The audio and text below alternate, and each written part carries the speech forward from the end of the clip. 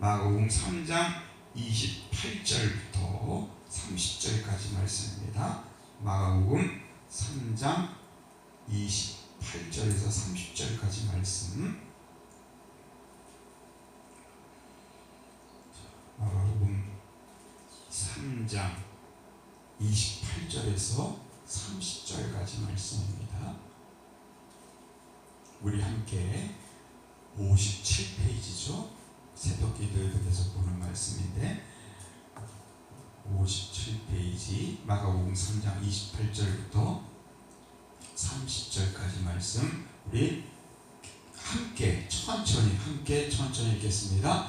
내가 진실로 너에게 이르노니 사람의 모든 죄와 모든 모독하는 일은 사하심을 얻되 누구든지 성령을 모독하는 자는 영원히 사하심을 얻지 못하고 영원한 죄가 되느니라 하시니 이는 그들이 말하기를 더러운 귀신이 들렸다 함이러라. 아멘. 자, 오늘 우리가 낮에 말씀에는 새 포도주를 새 부대에 넣어야 된다. 즉 하나님 나라의 비밀은 우리가 그 말씀, 그 하나님 나라의 복음을 받고 그것을 가지고 하나님 살 수 있는 그 새 가죽 부대, 새 마음의 부대를 준비해야 된다는 것이죠. 길가가 되어서는 안 되죠. 완악한 심령, 이게 바로 성령 모독죄에 해당되는 사단이 쳐놓은, 사단이 그 마음속에 들락날락거리는 그런 그 길가의 마음 안 되고, 또 얕은 물가처럼 얕은 신앙을 가지고 주님 앞에 나오는 그 마음도 안 된다는 거예요. 왜냐하면 얕은 신앙은 처음에 말씀을 받을 때는 기쁨으로 받습니다. 그러나 그 기쁨이 오래가지 못하면 바로 그 말씀이 사라지는, 씨앗이 사라지는 거예요. 세 번째는 가시떨기밭이라고 하겠죠. 우리가 우리의 가죽 부대, 마음의 가죽 부대를 가시떨기밭으로 만들어서도 안 돼요. 왜냐하면 말씀은 제대로 들어와서 잘하려고 하는데 그 주위에 세상 염려 있죠, 세리의 근심 있죠, 또 탐심이 내 안에 들어옵니다. 욕심이 내 안에 들어오죠. 육신의 정욕, 안목의 정욕, 이생의 자랑에 쌓여가지고 탐심의 우상 숭배자가 되어버리면 그 말씀 주위에 그 가시떨기 나무가 그 기운을 다 막아가지고 말씀이 온전히 열매를 맺을 수 없다는 거예요. 그래서 오늘 그 말씀은 새 포도주는 새 가죽 부대에 넣어야 되는데 그 새 가죽 부대는 뭐야 되냐? 좋은 땅, 좋은 옥토가 되어야 한다 말씀합니다. 성령의 기름기가 흐르는, 성령의 충만함으로 기름진 그 땅을 우리가 우리 마음을 만들어야 한다. 이것이 이제 오늘 낮의 말씀이라고 할 수 있어요. 근데 오늘은 이제 그 말씀 중에 특별히 길가에 해당되는 부분, 길가에 해당되는 부분. 여러분, 길가는 어떻습니까? 길가에 씨가 떨어지면 땅에 들어가지 못하고 길이 딱딱하잖아요. 우리 신경이 완악하잖아요. 그러면 들어가지 못하고 새가 날아와서 그 씨를 가로채간다 얘기합니다. 그 새는 무엇입니까? 사단이었어요. 사단이 마음을 들락날락거리면서 우리 마음속에 있는 말씀의 씨앗들을 다 빼앗아 간다는 거예요. 그 대표적인 사람, 길가에 해당되는 사람들이 바로 예수님을 끝까지 모독했다. 그래서 나중에는 주님이 그들을 성령을 모독하는 자라 얘기합니다. 3장 29절 우리 함께 읽어요. 3장 29절입니다. 누구든지 성령을 모독하는 자는 영원히 사하심을 얻지 못하고 영원한 죄가 되느니라 하시니. 이 성령을 모독하는 자라는 이 표현은 사실은 굉장히 위험한 얘기입니다. 그러니까 저주 중에 가장 무서운 저주예요. 왜냐하면 영원히 용서하심을 받지 못한다는 거잖아요. 그리고 영원한 죄, 이미 그 사람은요 이 순간에 이제는 하나님 나라에 갈 수도 없고 천국에도 없고 이 땅에 있는 동안 이미 벌써 하나님의 저주를 받은 사람이라는 삶이라는 거예요. 그러니까 우리가 성령 모독의 죄를 함부로 다른 사람에게 함부로 해서는 안 됩니다. 그럼 성령 모독죄가 왜 이렇게 왔는가를 우리가 알아야 돼요. 바로 2장부터 이제 그들의 죄악이 나타나는데 어떤 죄악입니까? 예수님이 하나님 나라를 증거하러 때가 찼고 이제 하나님 나라가 가까웠으니 회개하라. 그러면서 하나님 나라를 증거하는 곳마다 이 바리새인과 서기관들이 있습니다. 아주 그리고는 그냥 사사건건 하나님 나라의 사역에 회방을 놓는 거예요. 회방을 놓는 거예요.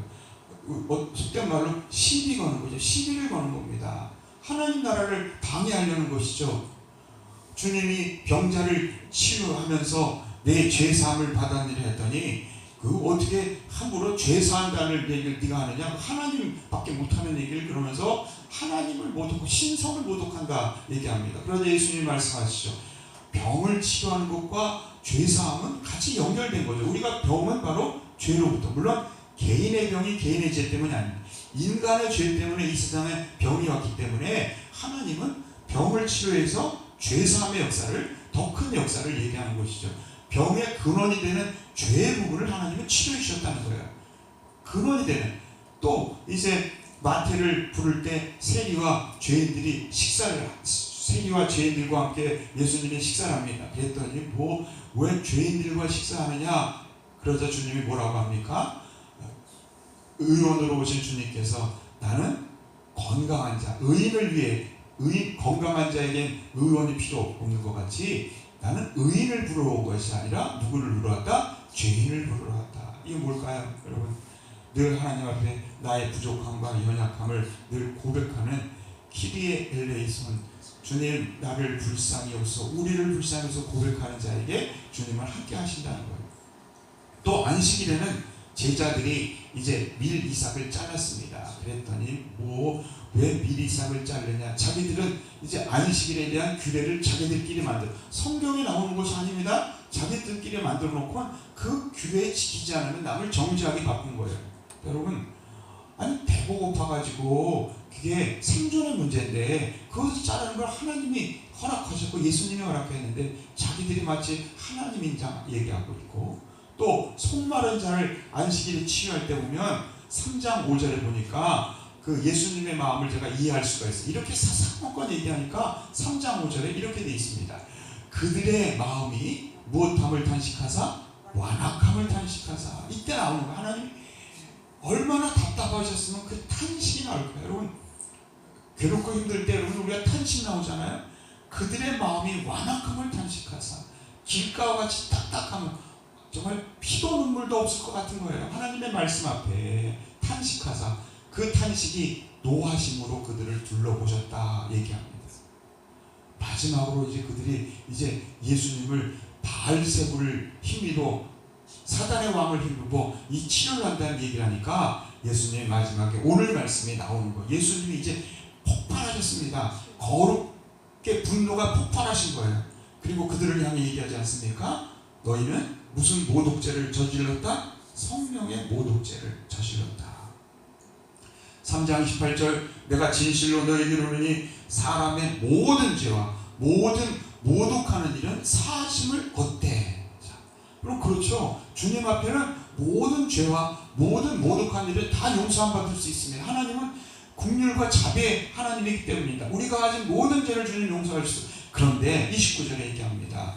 누구든지 성령을 모독하는 자는, 여기 성령을 모독하는 자 아시겠습니까? 일시적으로 그 순간에 그들이 성령을 모독했다는 게 아니에요. 지속적으로 그 안에 늘 사단이 자리 잡고 있어가지고 끝없이 사사건건 하나님의 역사, 하나님의 사역을 반대하는 그 성령을 모독하는 자에게, 더군다나 하나님의 치유의 역사를 가지고 바알세불을 힘입었다는 이 성령을 모독하는 자에게는 영원히 무엇이 탓이었고 사하심, 용서하심을 얻지 못하고 영원한 죄가 되느니라. 여러분, 이것은 무서운 선포면서도 여러분 이것은 사실은 무서운 말씀입니다. 함부로 인간이 다른 사람에게 함부로 이 성령 모독죄를 규정할 수가 없는 거예요. 근데 여기 여러분 이 말씀을 제가 묵상하는 가운데 갑자기 여러분 요한계시록의 말씀이 떠올랐습니다. 서양에 보면 13이라는 숫자가 나쁜 숫자입니다. 그래서 서양 사람들은 13일 금요일을 제일 싫어하죠. 13일 금요일을. 요한계시록 13장을 보면 가장 나쁜 얘기가 거기 나오는 거예요. 바로 이 땅을 다스리던, 이 땅에 지금 있는 그 공중권세 잡은 자들, 이 땅에 있는 사단의 정체가 이제 13장에 정확하게 드러납니다. 이 존재가 바로 이 사두개인과 바리새인 서기관들의 마음속에 있는 성령 모독죄를 만들었던 그 장본인들이에요. 자, 우리 요한계시록 13장을 보면 요한계시록 13장에는 또 하나 중요한 말이 나오죠. 한번 따라요. 666. 666. 바로 666이 나옵니다. 666이 나오는데 이게 바로 사탄 연합군의 정체예요.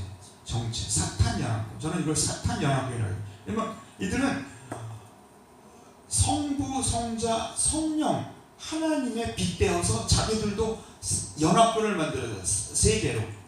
제 우두머리가 사단이고 사단을 돕는 이 땅의 적그리스도의 세력, 또 교회 안에도 뿌리내리고 있는 이 거짓 선지자. 아까 얘기한 거죠. 여러분 바리새인들이 예수님을 끝없이 공격하잖아요. 요즘도 여러분 교회가 핍박받는 것이 밖에서부터 적그리스도로도 핍박받는 것도 있지만 사실은요 교회 안에 있습니다.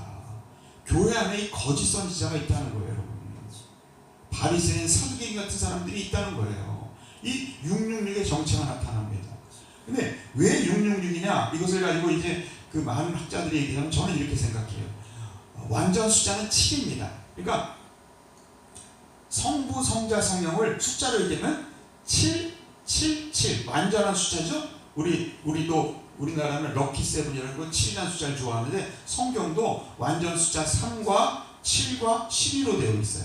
근데 7이 7, 7, 7 그러면 그 성부, 성자, 성령이거든요. 거기와 같아지려는 교만한 존재들이 바로 저는 666이다. 사단이 성부, 성자, 성령을 닮아서 6을 만들려고 그러고 적그리스도 거짓 선지자가 나타난다. 저는 이 사탄 연합군의 정체 이것은요 그때만 나타날 것이 아니라 오늘날도 우리 시대에 바로 있던 어둠의 권세가 있다는 사실이에요. 여러분 분별력을 가져야 돼요. 자, 먼저 적그리스도에 대한 얘기가 요한계시록 13장 1절에 있습니다. 요한계시록 14장 1절을 보면 이렇게 되어 있습니다. 내가 보니 바다에 바다에서 한 짐승이 나오는데 뿔이 10이요 머리가 7이라 그 뿔에는 10 왕관이 있고 그 머리에는 모독하는 자 신성 모독하는 이름들이 있더라. 한마디로 이런 거예요. 바다에서 짐승이 나타나는데 막 여러 가지 왕관이 있다니까 세상 왕국입니다. 세상의 왕국을 다스리는 자들 중에 이렇게 공중석 권세 잡은 자들이 있는데 그들은 한결같이 그 머리에 신성 모독하는 이름, 하나님을 대적하는 이름이 거기 있다는 거예요. 조금 아까 바리새인들이 어땠습니까? 그들도 적그리스도잖아요. 바로 이거는 그런데 세상 속에 있는 거예요. 적그리스도. 여러분 오늘날 한국교회가 나가는데 적그리스도의 세력들이 있죠. 우리는 영적인 싸움을 해야 됩니다. 근데 또 하나 이제 11절을 가니까 또 하나의 6이 나옵니다. 바로 교회 안에 있는 적그리스도입니다. 교회 안에 거짓 선지자들이죠. 11절을 보니까 또 이렇게 돼 있어요. 11절 내가 봄에 또 다른 짐승이 어디에서? 땅에서 올라. 아까는 바다에서 나타났잖아요. 땅에서 올라오는데 그 모습이 어떠냐면 한번 따라해주세요. 어린 양같이 두 뿔이 있고 무슨 얘기예요? 겉모습은 누구 닮았다? 어린 양. 그러니까 예수님을 닮았다. 겉모습은 이게 목자죠. 양의 탈을 쓴 이리 모습으로 겉모습은 어린 양같이 두 뿔이 있어요. 그런데 말하는 건 뭐처럼 말하더라? 용처럼 말을 하더라. 용처럼 말을 하는 거 보면 알죠, 여러분? 이단들의 이야기가 뭡니까? 거짓은 어디서 나오는 거예요? 용처럼 말합니다. 이거 분별할 줄 알아야 돼요. 이게 거짓 선지라는 거예요. 이렇게 여러분 666이 나오는 요한계시록 13장 1절은 적그리스도에 대한 얘기가 있고 신성 모독하는 자, 11절에는 거짓 선지자, 용처럼 말하는 얘기가 있다면 이제 요한계시록 13장 18절에 보면 이렇게 되어 있어요. 13장 18절 우리 지혜가 여기 있으니 총명 있는 자는 그 짐승의 수를 세우라. 그 수는 사람의 수니 666이니라. 666이 여기 나타나는 거예요. 여러분 이들이 이제 드디어 이제 19장 20장에 가면 이제 불못으로 던져지죠. 사단, 적그리스도, 거짓 선지자들이 다 하나님의 심판을 받고 불못으로 던져지는 이야기가 이제 나중에 나오는데, 바로 사탄 연합군의 정체가 이렇다는 거예요. 여러분, 지금 성령을 모독하는 우리 그 바리새인들, 서기관들을 향해 주님 뭐라고 얘기했습니까? 예? 성령을 모독하는 자들을 향해 무엇이라 얘기했습니까? 누구든지 성령을 모독하는 영원히 사심을 얻지 못하고, 그들은 이미 666에 들어가 있다는 거예요. 그들은 666이라는 거예요. 저는 종종 이런 생각을 해요. 아니, 그 많은 죄를 다 용서하셨는데 왜 주님은요, 이 세상에 그 다니시면서 수많은 사람의 죄를 용서하십니다. 어떨 때는 그 정말 이해 안 되게 살인죄를 한 사람도 다 이해하고 뭐 여러 가지 이해를 하는데, 근데 왜 이 바리새인과 서기관들은 왜 용서를 못 받았을까? 교만일까? 아니에요. 교만을 넘어 그들은 성령을 못하는 죄, 모독하는 죄. 그러니까 요한계시록에 나타나는 666이 여기 있는 겁니다. 여기 존재하고 있는 거예요. 그러니까 사탄의 앞잡이로 지금 있는 거예요. 그들은 사탄의 앞잡이로 그 마음에 있는 거예요. 여러분 혹시 기억나십니까? 양심에 화인 맞은 자라는 표현을 제가 지난번에 얘기했어요. 신앙과 착한 양심을 가지라 할 때 양심에 화인 맞는다는 표현을 제가 공부하다 보니까, 양심의 화인이란 말은 불화자 도장인자죠. 불도장을 받았다는 거, 불도장. 근데 그것을 공동 번역은 이렇게 얘기하고 있어요. 이런 자들의 양심에는, 한번 더, 이런 자들의 양심에는 사탄의 노예라는 낙인이 찍혀 있습니다.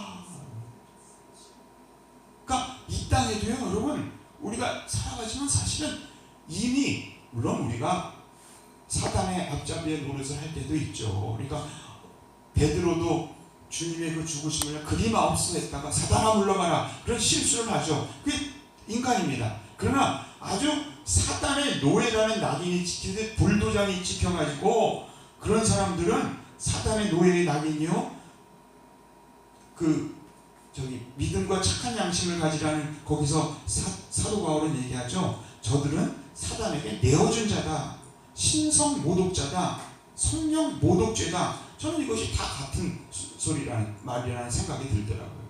우리가 늘 분별력을 가지고, 여러분, 양심에 화인 맞는 자가 되지 않도록 늘 양심이 정말 주님이 기뻐하는 아름다운 양심으로 바라서는 여러분들 되시길 주님의 이름으로 축원드립니다. 그래서 오늘 결론을 이런 거예요. 양심에 화인 맞은 자, 성령을 모독하는 자가 되지 않으려면 결론은 이거예요. 전의 결론과 같습니다. 아무튼 믿음과 착한 양심을 가져야 한다. 저는 요즘 착한 양심이라는 단어를 자꾸 성경에 읽다 보니까 성경이 얼마나 중요한지 모릅니다. 믿음만큼이나 중요한 게 착한 양심이라고 저는 생각해요. 자, 보세요. 세례란 무엇입니까? 오직 선한 양심으로 하나님을 향해 찾아가는 것이라 베드로 사도는 얘기하잖아요. 세례라는 것은, 세례를 받는 순간 이제 내 속에 있는 하나님이 주신 선한 양심, 착한 양심을 가지고, 오직입니다, 하나님을 향해 그 양심을 가지고 찾아가는 것, 그게 세례받은 자의 모습이라는 거예요. 또 세례받은 후에 우리가 직분 갖죠? 직분은 뭡니까? 깨끗한 양심의 믿음의 비밀을 가진 자라 표현하고 있어요. 집사를 선택할 때 그들의 다른 성품도 있지만 깨끗한 양심의 믿음의 비밀을 가진 자가 되어야 한다 얘기합니다. 또 여러분, 전도자를 향해서도 전도자도 선한 양심을 가져야 된다고 얘기하고 있어요. 여러분 보세요. 제가 그 말씀을 잠깐 보여드리겠습니다. 전도자도 착한 양심을 가져야 합니다. 여러분 베드로 전서 3장 15절을 보면 이렇게 되어 있어요. 이게 전도, 우리가 교육을 할 때 항상 아주 대표적으로 하는 구절이 15절입니다. 16절까지 읽어야 돼요. 보세요.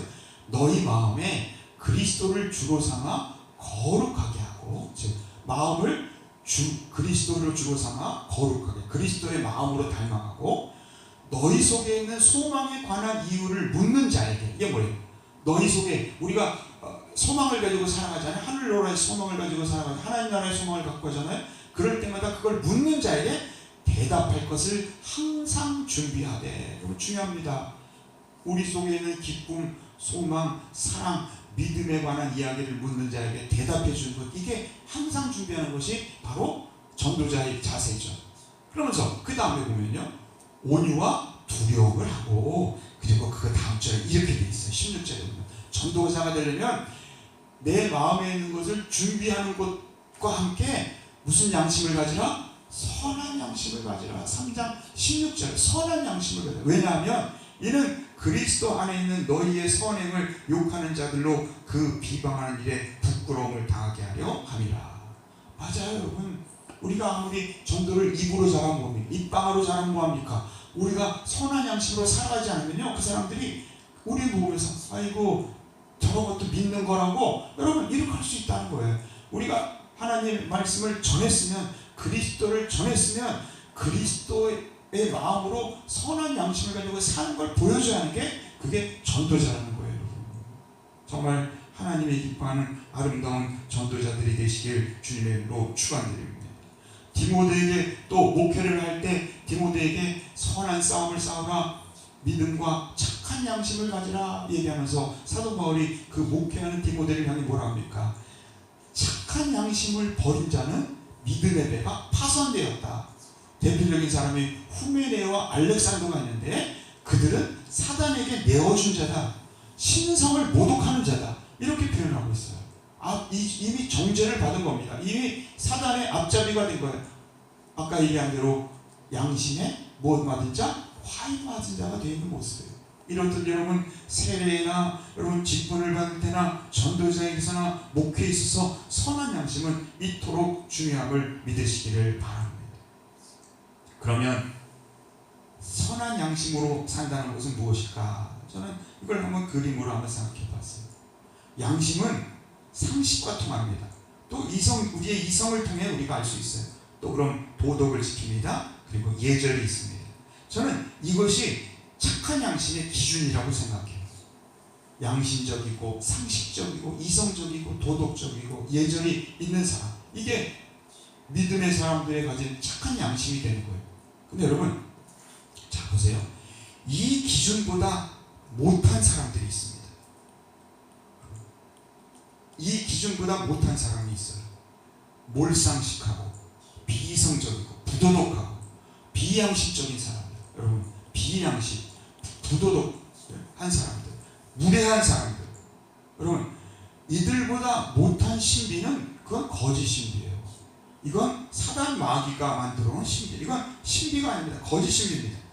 우리는 양심, 상식, 이성, 도덕, 예절, 이것보다 더 뛰어난, 초월한 양심도, 여러분, 성령의 양심을 가지는 자가 되어야 돼요. 상식도 말씀의 상식을 가지는 자가 되어야 돼요. 이성도 그리스도의 마음을 가진 자가 되어야 돼요. 도덕을 넘어서 우리는 하나님의 말씀, 황금윤리 있죠? 남에게 대접받고자 하는 들은 남을 못하라 대접하는 자가 돼요. 이렇게 여러분, 이 기준보다 더한 것이 바로 신앙입니다. 근데 여러분, 이것보다 못한 것을 마치 신비를, 이게 신앙인 것처럼 오해하는 사람들이 있어요. 이게 바로 오늘날 많은 신천지나 수많은 이단들이 행하는 일들이에요.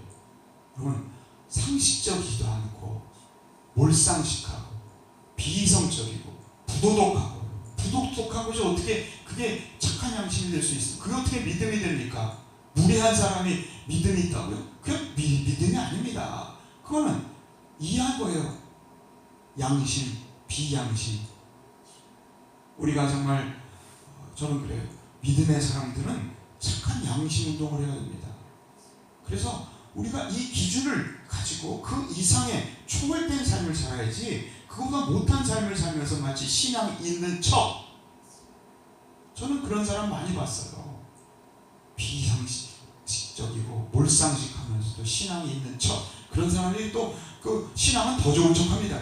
자기를 감싸기 위해서, 자기 안에 있는 더러운 것을 자기가 알기 때문에 그걸 감싸기 위해서 끝없이 자기를 포장하는 거예요.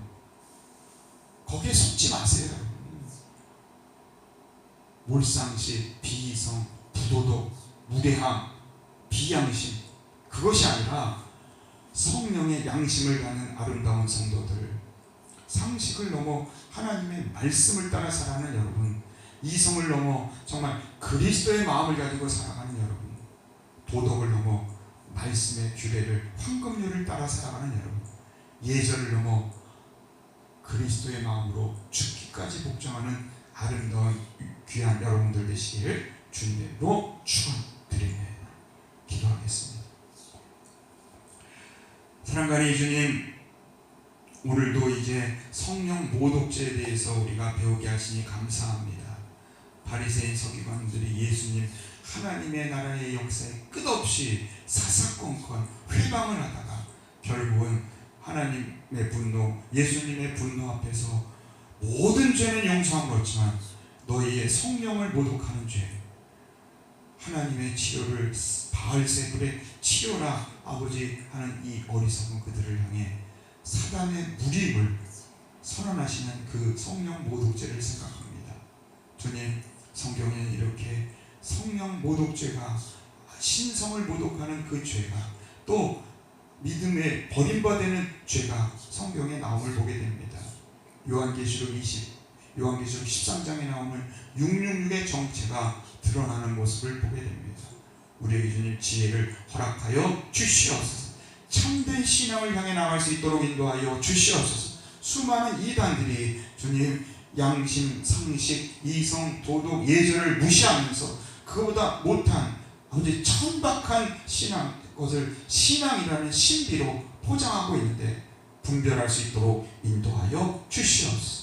믿음과 착한 양심을 가지고 우리의 직분 속에 정말 깨끗한 양심의 직분 생활을, 믿음을 가지고 생활할 뿐 아니라 양심을 넘어 주님 성령의 양심으로 살아가게 하시고, 상식을 넘어 주님 하나님의 말씀의 상식 속에 살아가게 하시고, 이성을 넘어 그리스도의 마음으로 살아가게 하시고, 도덕을 넘어 주님 정말 황금을 남에게 대접하는 자로 먼저 내가 대접하는 아름다운 우리의 삶이 될 수 있도록 역사하여 주시옵소서. 그래서 우리의 믿음이 날로 날로 자랄수록 정금 같은 믿음, 그리스도 예수를 본받는 믿음, 정말 모든 사람의 본이 되는 믿음으로 변화될 수 있도록 역사하여 주시옵소서. 이 모든 말씀 주 예수 그리스도 받들어 간절히 기도드리옵나이다. 아멘. 우리 찬송 632장, 지금 말씀을 드렸던 이 내용도 알고 보면 우리가 할 수 있는 게 아니라는 거예요. 성령이 나와 함께 할 때 주여 우리를 키리에 엘레이션, 주여죠, 엘레이션 불쌍히 여기소서. 632장 우리 5번을 반복하면서 우리 좀 천천히 5번을 반복하면서 천천히 우리 찬양합니다. 632장입니다. 가사를 생각하며 진실된 마음을 찬양해 주시기 바랍니다. 주여 주여